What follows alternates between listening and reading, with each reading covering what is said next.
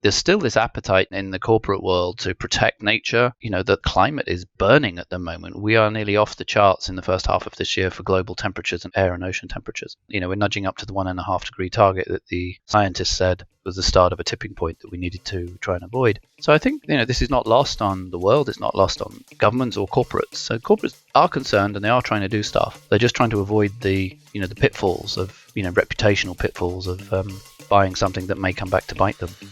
Welcome to Smarter Markets, a weekly podcast featuring the icons and entrepreneurs of technology, commodities and finance, ranting on the inadequacies of our systems and riffing on ideas for how to solve them. Together, we examine the questions: are we facing a crisis of information or a crisis of trust? And will building smarter markets be the antidote? This episode is brought to you in part by Base Carbon.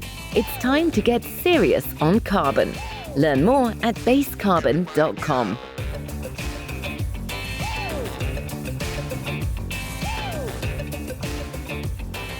Welcome to our Smarter Markets Summer Playlist 2023, where we're sitting down with our special guests midway through the year to talk about where we are and where we might be and need to be heading next. It's our beach reading in a podcast. I'm Dave Greeley, Chief Economist at Abex Technologies.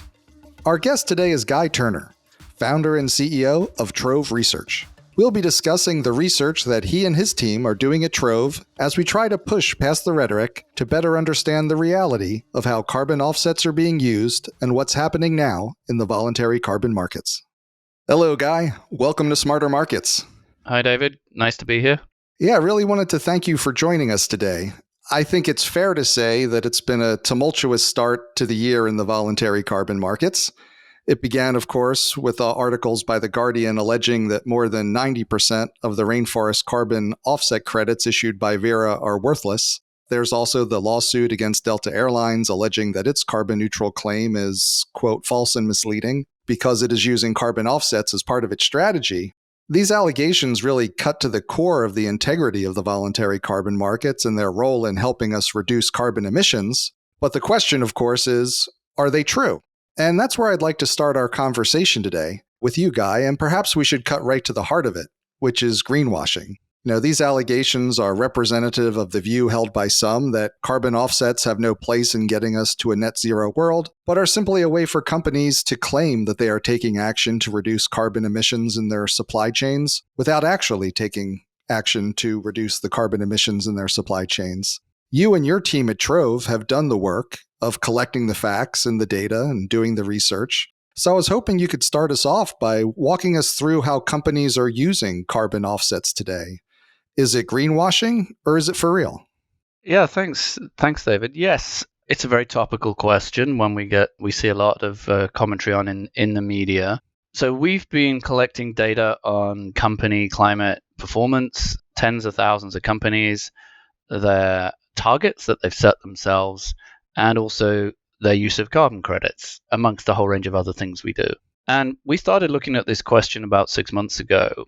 And yeah, the hypothesis from a lot of observers was that companies were trading off internal emissions with buying carbon credits or offsets. So if they were buying offsets, they weren't reducing emissions internally as fast, or if at all. And, you can see the economic logic to that. A dollar spent there is not a dollar spent there. So we collected, we put all our numbers together. We looked at the emissions performance of about 4,000 firms over the last 4 years. And then we segmented out 400 or 500 of those that have used carbon credits. And we ran sort of proper statistical tests to test this hypothesis. And we actually came out with a very startling finding, was that on average, not all companies, but on average, the companies that were buying carbon credits had better carbon emissions performance than those that didn't buy carbon credits. And that was a sort of a puzzling finding. In fact, it was like the companies that were buying carbon credits were decarbonizing twice as fast, so 6% per year compared to 3% per year for the companies that weren't. Now, those are averages, they're median values, and there are distributions around that. So there are companies that are buying carbon credits that are not decarbonizing as fast as they should, and there are companies that aren't buying carbon credits that are decarbonizing faster. But on average, And we tested this with statistical significance. We looked at it by geography. We also looked at it by industry sector. By and large, those conclusions hold. And that's just to us that there is not a dollar for dollar trade-off. It's not like there's one pot of money that they can go to and say, if I buy a carbon credit, I'm not going to spend it on internal mitigation. And this is a correlation analysis, not necessarily causation. So we had to sort of like creatively think about what the reasons for this are. But one of them is quite obvious, which is if I'm now putting a price on carbon and I've got to spend X millions of dollars on buying carbon credits, I'm going to work harder to reduce my emissions so that I have a smaller liability. The other one is sort of coming at it from the other way around, which is that the companies that are buying credits are already taking climate change seriously. So there's it's like a contingent sort of action. And the ones that aren't buying carbon credits really aren't doing much about carbon and climate anyway. Whatever the reason, it sort of refutes the allegation or the accusation that companies that are buying carbon credits are using it as an alternative to decarbonizing. Now, there are going to be companies out there, and the ones that I think we need to call out are the ones that are increasing emissions, doing very little on trying to abate their emissions, and buying dodgy, low-quality carbon credits that unfortunately do still circulate in the market. And call those out and put the other ones on a pedestal and really sort of draw attention to the companies that are doing really good stuff. They're working hard, they're investing lots in reducing emissions, and they're offsetting their emissions as well. And I think we lack currently the tools to be able to draw those distinctions. We do. And just to clarify, one of the points you made when you said that I believe that the companies that are using carbon offsets are decarbonizing on average, I think about 6% faster than others. Is that decarbonizing their own supply chain 6% faster or their overall effort, including the offsets? It is gross emissions, so it's not net of emissions. So that would be just a circularity in the equation. But it is only scope 1 and 2. So that's their direct emissions from fuel use and their electricity use. So we don't include scope 3 in the emissions performance calculation for that, for the sectors that we looked at. We also excluded oil and gas. And the reason for that was they trade a lot of carbon credits as well as buy them for their own use.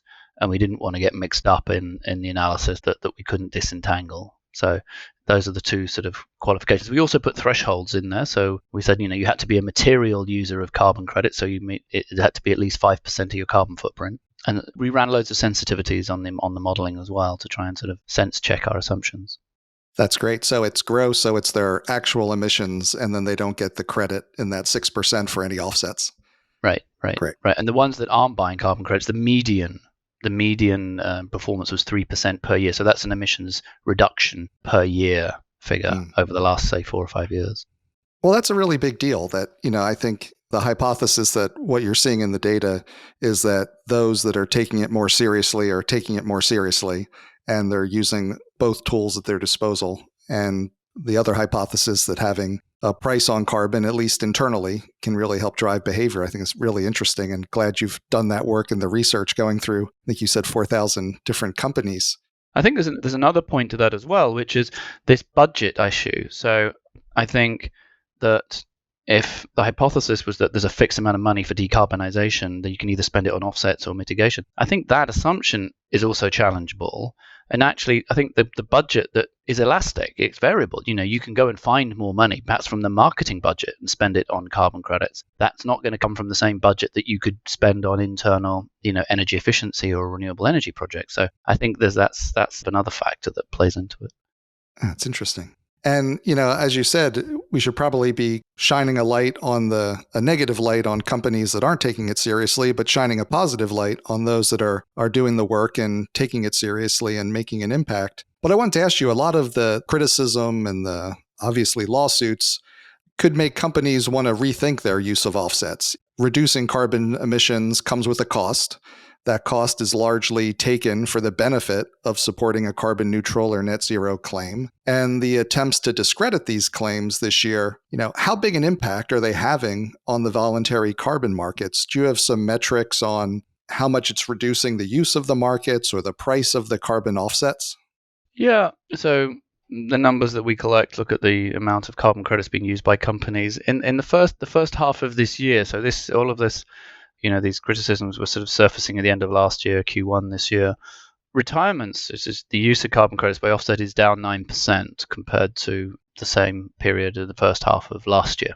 So there has been a contraction. I think this is also in the face of some fairly significant economic challenges, as sort of interest rates are going up in most OECD countries, inflation is very high, profits are being challenged, stock markets are down. So, what the baseline sort of expectation would be is questionable as well. But yeah, retirements are down 9% from H1 last year.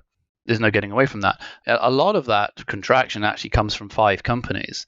There are 3 airlines, Delta, EasyJet, and JetBlue in the US, which have accounted for quite a lot of that 9%, and also Kering and Nestle. Kering owns Gucci. And they were sort of quite big users of carbon credits and really like the association with that.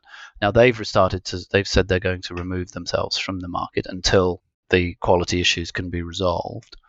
So yeah, this is a 9% drop. It's not catastrophic. I think my stock portfolio is down more than 9% from when I last looked at it a year or two ago. So markets can go up and go down as well, right?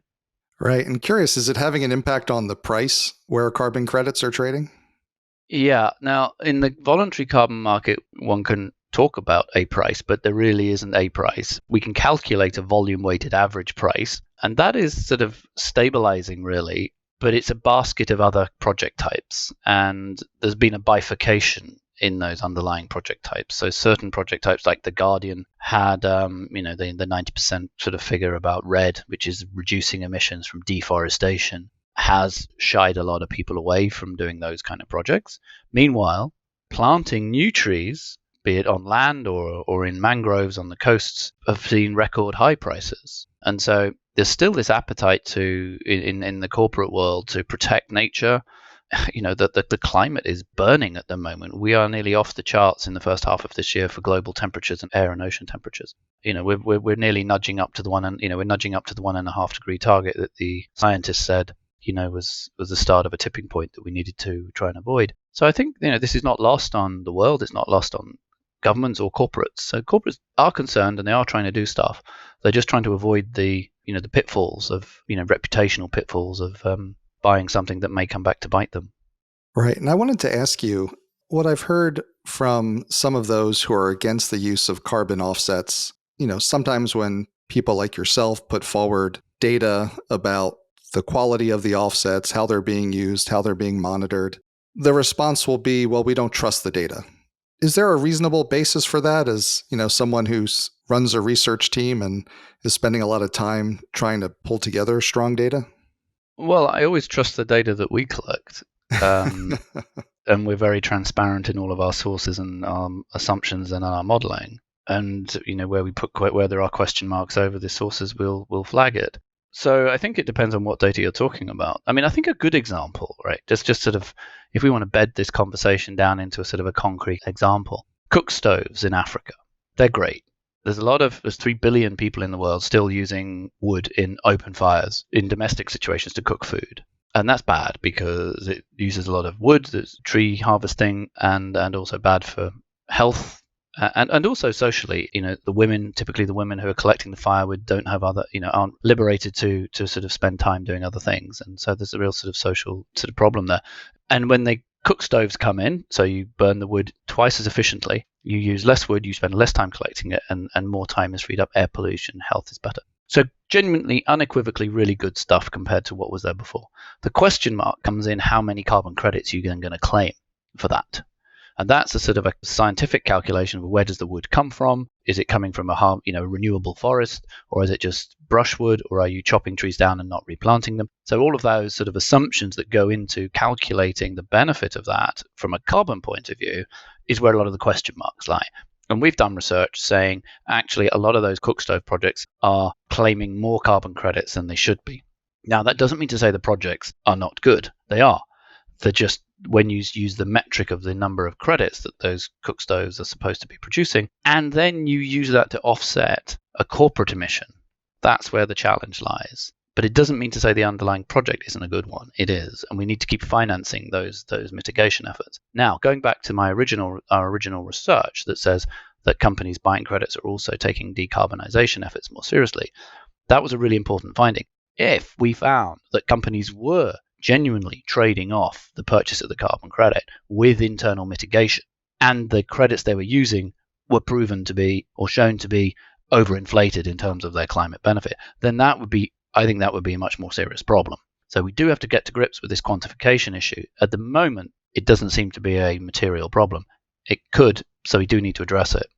And from your experience, how do we go about doing the research and collecting and analyzing data that can be trusted by people of different perspectives so we can have a factual basis for these conversations? Are there things that, someone who's not spending every day in it like you are should be looking at to better understand what they can trust and what they can't?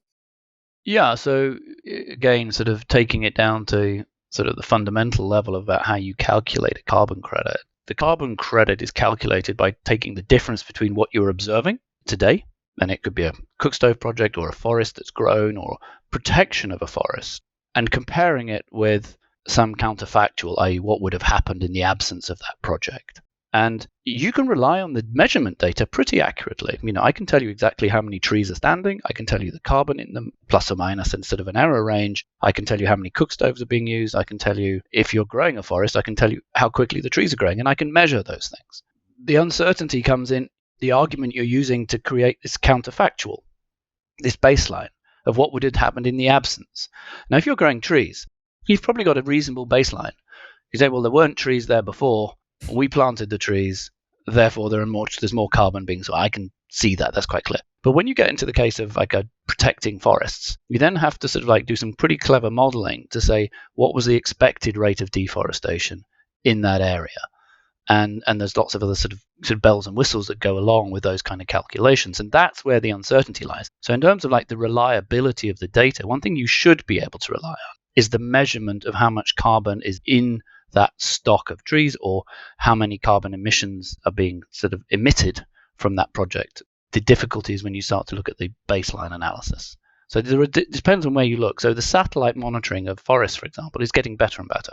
And the quantification of the carbon in those trees is getting better and better. And that's a pretty accurate and reliable sort of set of data that you can use now. That's an important thing to keep in mind, that we're getting very good at measuring things, but of course you can't measure what hasn't happened. You can't measure the counterfactual, and that seems to be where a lot of the controversy is in these claims.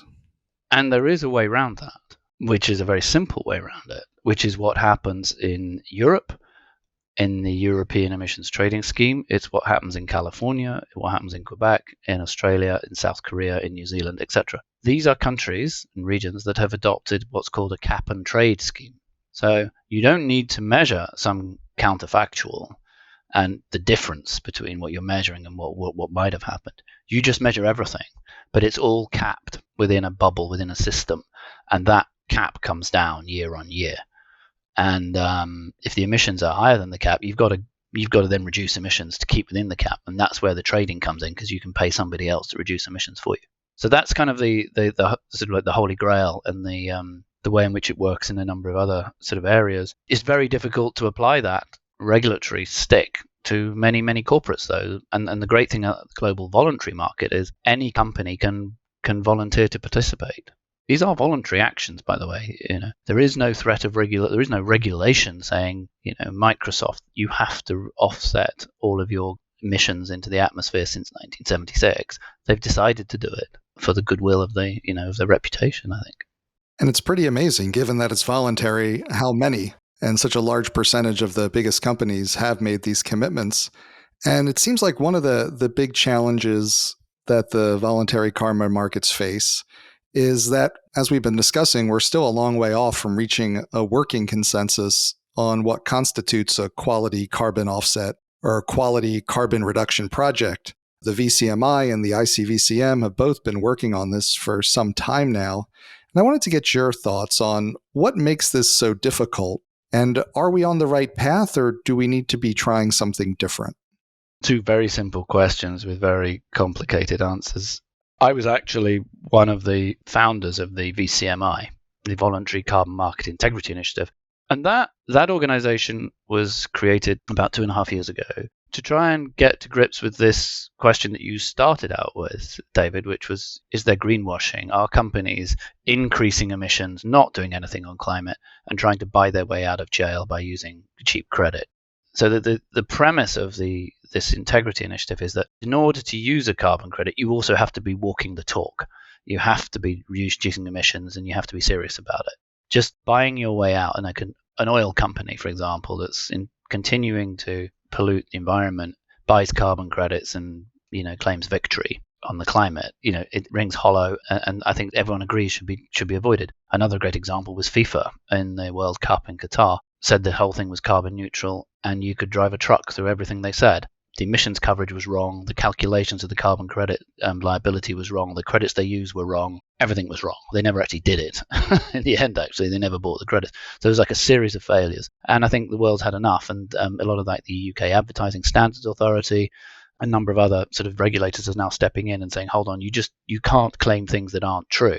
It's false information, false advertising. And so, they're trying their best to try and sort of tidy that up, but they need to be careful about not setting the bar too high and saying, well, you can only use carbon credits if you're going to decarbonize at 5% a year.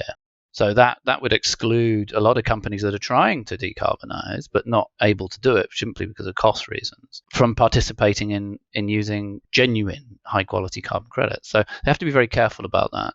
And our analysis sort of says that according to the rules that have been proposed so far, less than 5% of companies would currently using carbon credits would meet those standards. On the supply side, the Integrity Council on Voluntary Carbon Markets is trying to do the same thing in the quality of projects and the credits.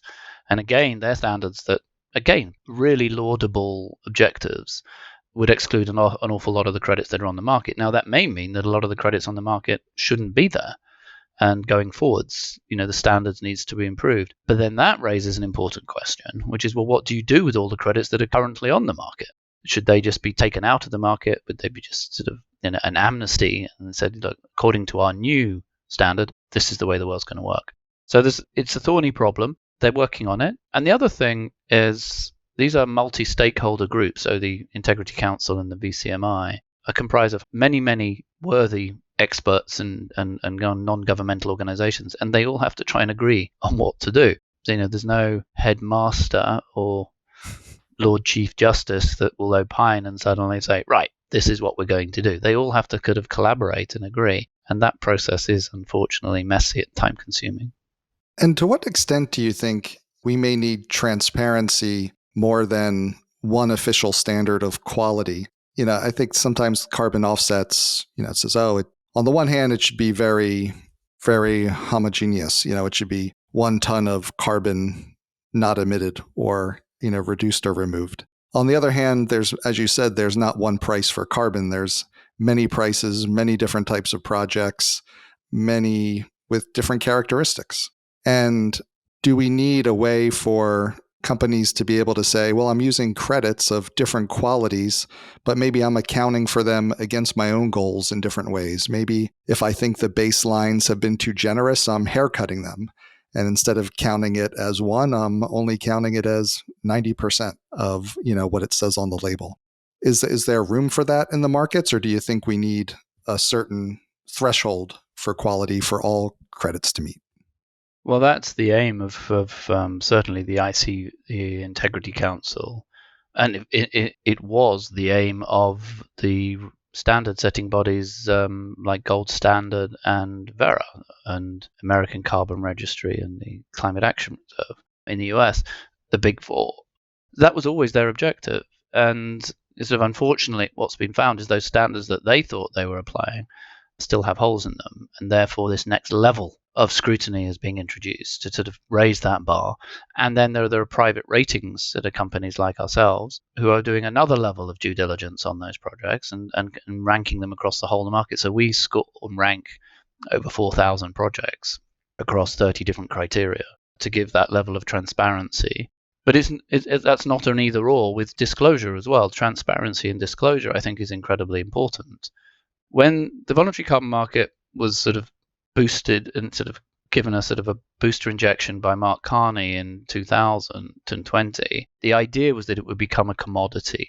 The carbon credit would become a vastly traded liquid commodity that companies could buy and sell, investors could buy and sell and hedge and take positions on, and that liquidity would attract more capital and the whole market would flourish and produce a lot of climate benefits. Now, that only works when the ton of a ton is a ton applies, and you can guarantee that, and it doesn't matter what project it comes from.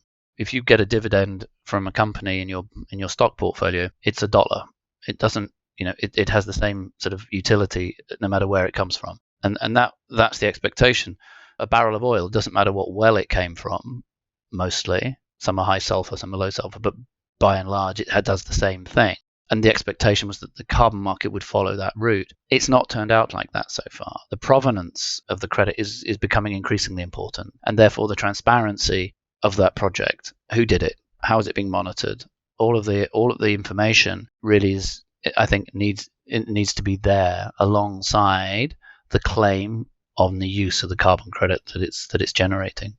Yeah, I think that transparency is incredibly important. And I got into commodity markets through the oil markets and the energy markets. And I think everyone thinks a market they're not familiar with is very simple, and a market they are familiar with is very complex. So sometimes when I hear people in the carbon space say that carbon can't be a commodity because a ton isn't a ton isn't a ton, in the oil market, I would take exception and say a barrel's not a barrel's not a barrel. And what typically has to have happen is the consumer, the refiner who's going to run it through the refinery, needs to make sure it's fit for their purpose, and they'll pay less for a barrel that's not, or even not buy it if it's not appropriate.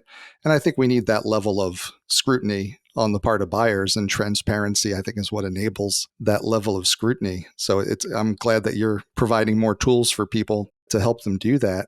There are companies that are offsetting 2 or 3 or 4 times. I think the maximum I've heard is 3 times the number of credits that they calculate they need, just to sort of provide a safety net, and are doing sort of effectively doing that rating themselves. It's like building a medieval cathedral, just over-engineered. Yeah. Yeah. I wanted to take you back. We started talking about the forest projects that were at the heart of the Guardian articles. They've been a large part of the supply of carbon offsets in the market. And so I wanted to ask you, how do we move forward with these projects? What do you see as their value and role, and what issues still need to be sorted out? They're very high profile, but they've only contributed around 20%, like a fifth of the credits over the last year or two.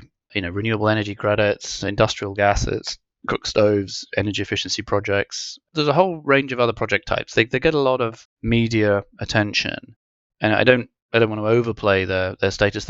And the reason, for good reason, I suppose, because forests are important, and we're deforesting at an alarming rate still globally, and those destructions in habitats are very much part of the problem, rather, as well as the carbon emissions that are being released when the trees are felled. I mean, what needs to be done, coming back down to this baselining issue, the quantification of the carbon in the trees is getting better and better, and there's less error in that side of it. The way to solve one of the biggest challenges with protecting forests and trying to quantify the benefit is what's called leakage. And that's a technical term which means that if I protect an area of forest, I can claim the carbon credits as I would have chopped that down. Or I'm making the claim that I might have chopped those trees down and I protected that area. But what happens if I chop the forest next door down? So over a larger area, the net rate of deforestation hasn't changed. I've just cherry-picked the areas that I've left standing and claimed that I've protected those. And that's called leakage. And you see it in a number of different areas. And the best way to protect against that is to just increase the size of the area that you're including in your calculation, potentially up to the national level. So countries, governments start to become a lot more involved in this because they control the concessions and the land use for the entire area, and then they can start to calculate the overall rate of deforestation that would be expected, and then you can roll those sort of national level deforestation baselines into the project level kind of calculations, and then you can add them back up again at the end of the day and check that leakage isn't occurring or is being monitored and compensated for in some way. So that's the main sort of tool that they're working on. Yeah, and that brings me, I wanted to talk with you a little bit about the role of government in the voluntary carbon markets, because, just now on the RED projects, looking at the prevention of deforestation at a more jurisdictional level, at a government level, is a potential way forward. Looking at cap and trade, as you talked about earlier, is another way to be able to get around some of the baselining issues that are troublesome. And so I'm curious, looking more broadly at the voluntary carbon markets, what do you see as the path forward from here? Do you see their future as one in which the voluntary carbon markets get subsumed and absorbed into the Article 6 markets that are tied to governments and to the government's NDCs? Or is there another role and another place for the voluntary carbon markets? I don't think it's an either or question. I think it's an and question. So there are going to be uses for carbon credits where the government endorsement, and you referred to the Article 6 sort of process, which is the country to country accounting of emissions, is important. And apologies for the listeners because gets a bit technical. But under the Paris Agreement, every country in the world has set an emission reduction target, and it's self-imposed. It's not top down by the UN. Every country has volunteered to take action. They vary hugely by country. The richer countries are asked to do more than the developing countries. And therefore, they've got an obligation to try and reduce emissions. So there is this criticism of the voluntary carbon market that if a company invests in a project in a country and then claims the carbon credits from that project is occurring in a country, and the emission reductions are also going to be accounted for in that country's emissions calculations. So are we not double counting here? The country gets the credit and also a company gets the credit. And the argument against that is that, well, actually, yes, you are, but it's not a problem because the company that is buying the carbon credit from that project, its emissions are never accounted for in the same system that the countries are. So actually, it's a double claim, but it's not a problem. It doesn't matter. And actually, what it does do is bring more finance into the projects and in the countries, and more gets done. There are also applications, though, where the government you definitely want to avoid that double counting or double claiming. And that would be, for example, where you've got a compliance system where, like in Europe, the emissions from all of the companies in the cap and trade scheme are being added up and calculated as part of the national totals. Another example is the international aviation sector under the what's called CORSIA, the Carbon Offset and Reductions Scheme for International Aviation under the UN, where if they're going to be making use of carbon credits, they have to hold their emissions constant at sort of 2019 levels, and any growth above that needs to be offset. Now, they need to make sure that any credits they're using are not double counted with a country's claims in terms of their Paris targets.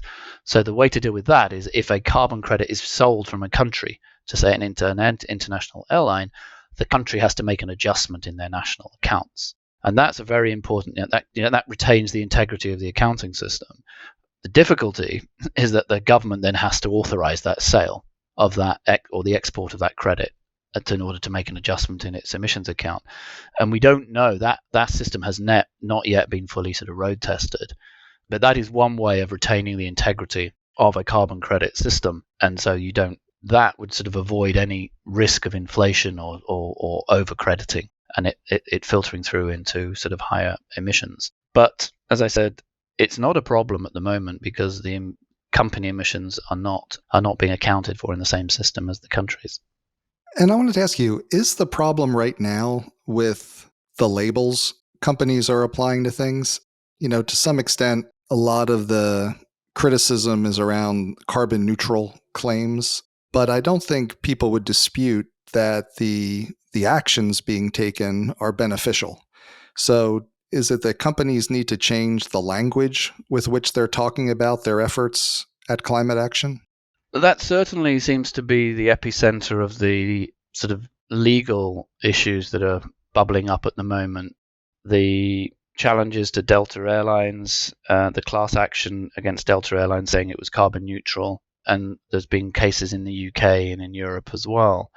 And it is these words, carbon neutral, which have a very sort of definitive interpretation and are relatively easy to disprove. Actually, if you can't have 100% confidence in the credit, you can measure pretty easily the emissions that company is creating, and therefore for the carbon neutral claim to be true, you have to prove with 100% confidence that the carbon offsets reduced exactly that amount of carbon. And if you can't, then that claim is not true. So technically, those two words are very laden, and I think what you'll see is companies using alternative terminology to get the benefits of the same action, and so that their customers and their investors can still see they're doing good things for the climate. They might say we're being climate, use sort of less specific terminology. We're climate positive, or we're we're climate friendly, or now then the regulators will probably come in and go, well, what exactly do you mean by this? You can't just be purposely vague. So I think that that there is a lot associated with the actual words that are used. Yeah, the words matter. And speaking of words, I wanted to first thank you for being very generous with your time and your experience and your research with us and our listeners today. Also, this is our summer playlist series on Smarter Markets. And much like we did last summer, we, think of this as beach reading and a podcast, something to listen to while everyone's relaxing halfway through the year and thinking about some of the big issues for the back half of the year. But in that spirit, I wanted to ask you, the words that matter for you this summer. What's on your beach reading list this summer? Would you be able to share that with our audience? Well, firstly, thank you for the question. It's a lovely question to answer. I mean, firstly, I should read more. When I founded Trove 3 years ago, I kind of knew what I was getting into, but I didn't realize just how preoccupying it would be. So my reading list, unfortunately, is a lot slimmer than it should be, and that's something I definitely want to change, maybe this summer. But the book that is by my bedside at the moment is one called How Westminster Works and Why It Doesn't by Ian Dunt. And I thought I knew how the political system in the UK works, and I do to some degree, but this really sort of exposes the gory details and the traditions and inefficiencies in our political system, and how random it is, and also how ineffectual it is for effective sort of policy making. So it's very educational, and that's my poolside reading. Well, thanks so much for sharing that with us. I hope you get some time by the pool. I know you're very busy. And thanks so much. It's great talking with you. Great talking to you, David. Thanks again to Guy Turner, founder and CEO of Trove Research. We hope you enjoyed the episode. Join us next week as we continue our Summer Playlist 2023 with our next special guest. We hope you'll join us. This episode is brought to you in part by Base Carbon. The trading of carbon credits can help companies and the world meet ambitious goals for reducing greenhouse gas emissions. But how do we judge the quality of these projects? And how can we ensure that our investments are creating real value? At Base Carbon, we're focused on financing and facilitating the transition to net zero through trusted and transparent partners. It's time to focus on what's important. It's time to get serious on carbon. Learn more at basecarbon.com. That concludes this week's episode of Smarter Markets by Abax. For episode transcripts and additional episode information, including research, editorial, and video content, please visit smartermarkets.media. Please help more people discover the podcast by leaving a review on Apple Podcast, Spotify, YouTube, or your favorite podcast platform. Smarter Markets is presented for informational and entertainment purposes only. The information presented on Smarter Markets should not be construed as investment advice. Always consult a licensed investment professional before making investment decisions. The views and opinions expressed on Smarter Markets are those of the participants and do not necessarily reflect those of the show's hosts or producer. Smarter Markets, its hosts, guests, employees, and producer, Abax Technologies, shall not be held liable for losses resulting from investment decisions based on informational viewpoints presented on Smarter Markets. Thank you for listening, and please join us again next week.